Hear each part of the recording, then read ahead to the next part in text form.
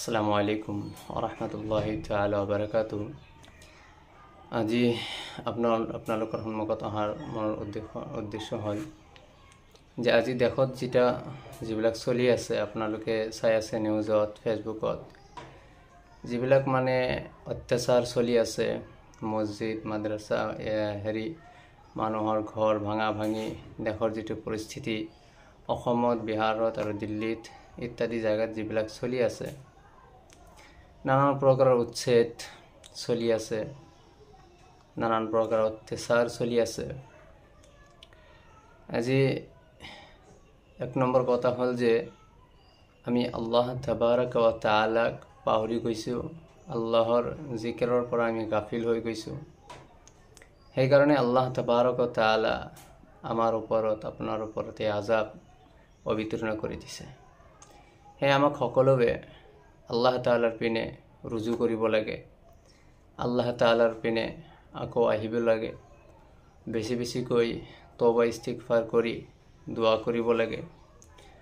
লগতে দেশৰ যিটো পৰিস্থিতি চলি আছে, আয়াতে কাৰিমা তিলাৱাত কৰি, অৰ্থাৎ লা ইলাহা ইল্লা আনতা সুবহানাকা ইন্নী কুনতু মিনাজ জালিমিন 40 বাৰ কৰি পঢ়ি আল্লাহৰ ওচৰত সকলোৱে দোয়া কৰা, ইজতিমাই দোৱাৰ প্ৰগ্ৰাম কৰা, মছজিদত সকলোৱে 10 মিনিট বহি এই আয়াতে কাৰিমা 40 বাৰ পঢ়ি তিলাৱাত কৰি তাৰপিছত আল্লাহৰ ওচৰত দোয়া কৰা। হাদিসে পাকত আছে, কোনোবাই যদি 40 বাৰ আয়াতে কাৰিমা অৰ্থাৎ লা ইলাহা ইল্লা আনতা সুবহানাকা ইন্নী কুনতু মিনাজ জালিমিন পঢ়ি আল্লাহৰ ওচৰত দোয়া কৰে, তেনেহ'লে আল্লাহ তাবাৰক ও তাআলা তেওঁক মুসিবতৰ পৰা উদ্ধাৰ কৰি দিয়ে।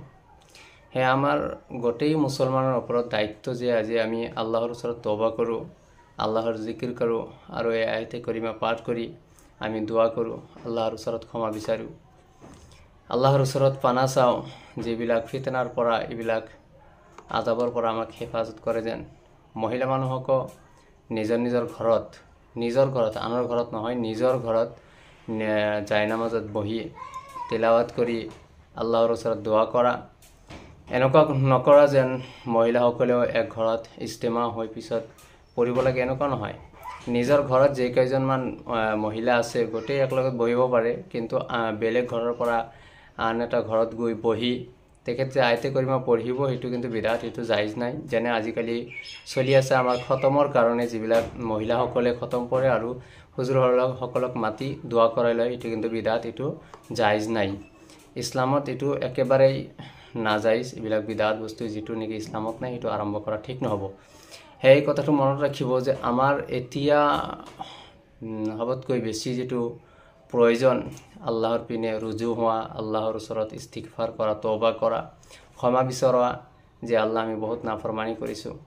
আৰু সকলো মুছলমানে 5 ওয়াক্ত নামাজ পঢ়া, মছজিদক আবাদ কৰিব লাগে।